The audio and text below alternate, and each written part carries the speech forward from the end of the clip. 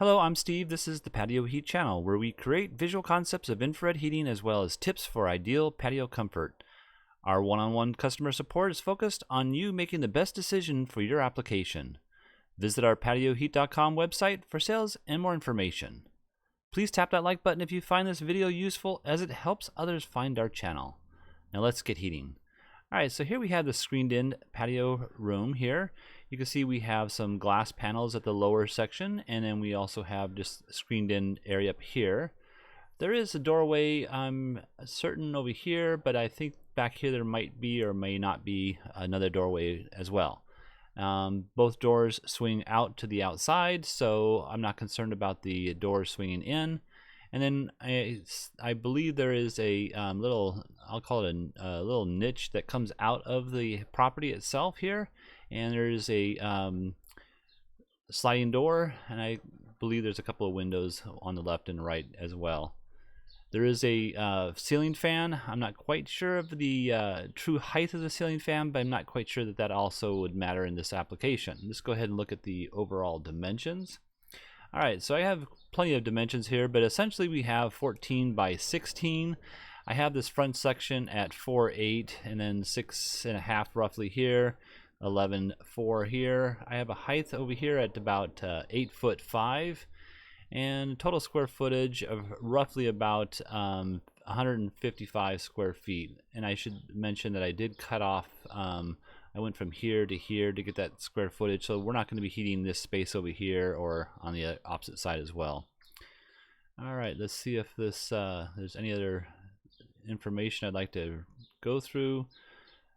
Alright, so with this internal space that we have here, and I'm going to go ahead and turn off the screen just so that it's easier to maneuver. Our spaces are quite shallow or short. You know, especially this front area over here, and then this angle here, it's kind of hard to place a heater over here and shine it or broadcast the ray down this direction. So what I did was I came up with just this one plan here, which was to use a C2524. That's a 2000 watt unit at 240 volts. There's one here, one on the opposite side, and one on this side of the front, I should call it, over here. And now normally I would not recommend this application or this model.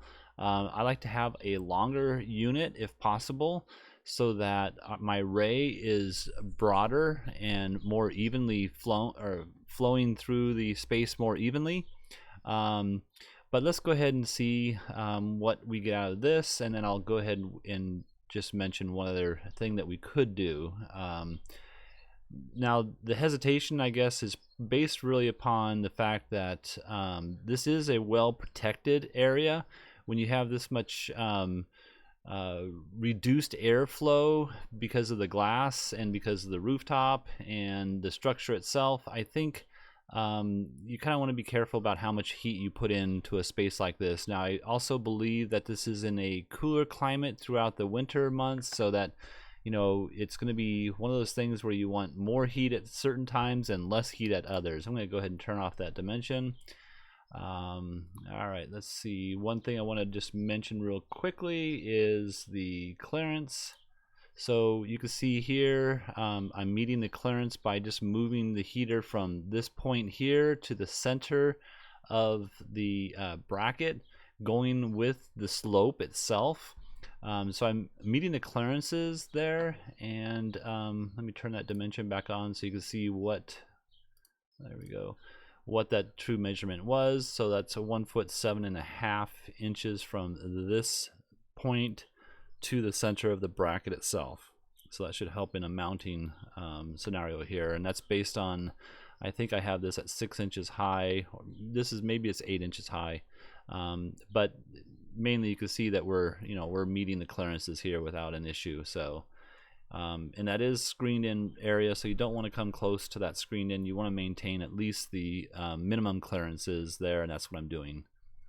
So let's go ahead and look at the turn off the dimensions and the clearance. Let's go ahead and look at the footprint of heat.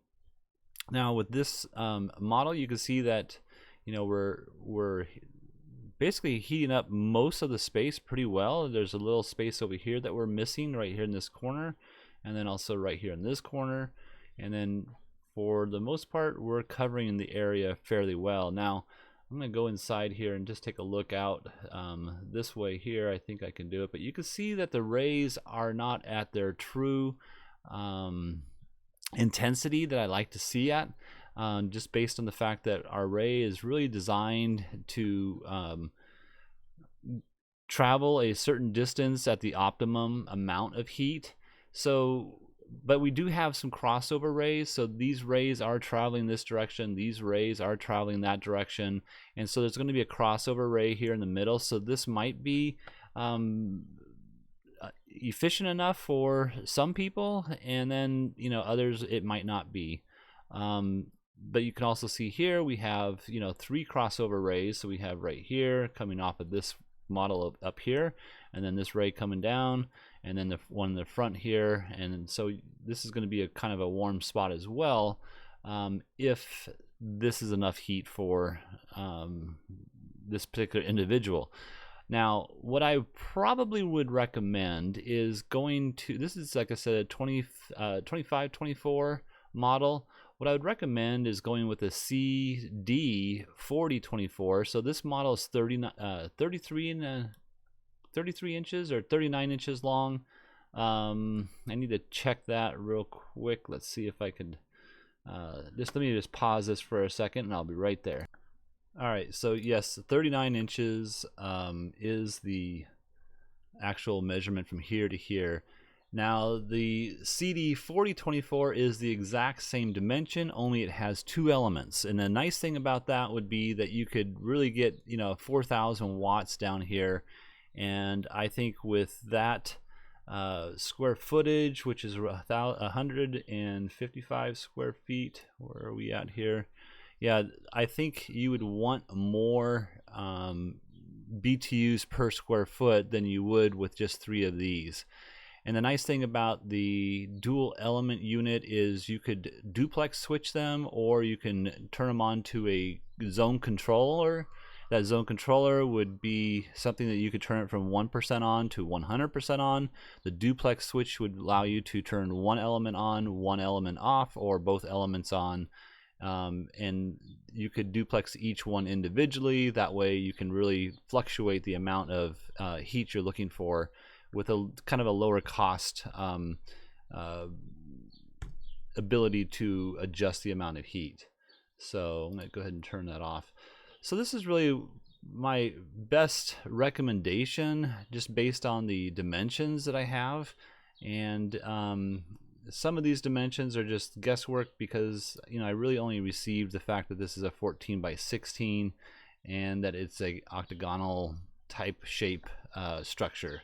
So I hope this is something that would help this customer. And if you're looking for some assistance with your outdoor heating application and you would like us to review what you have, please send your information into designs@patioheat.com. And again, please tap that like button. We don't advertise, we're not monetized. YouTube does not promote our channel unless we receive either your thumbs up, or if you want, you could subscribe to our channel. Thank you very much and have a great day.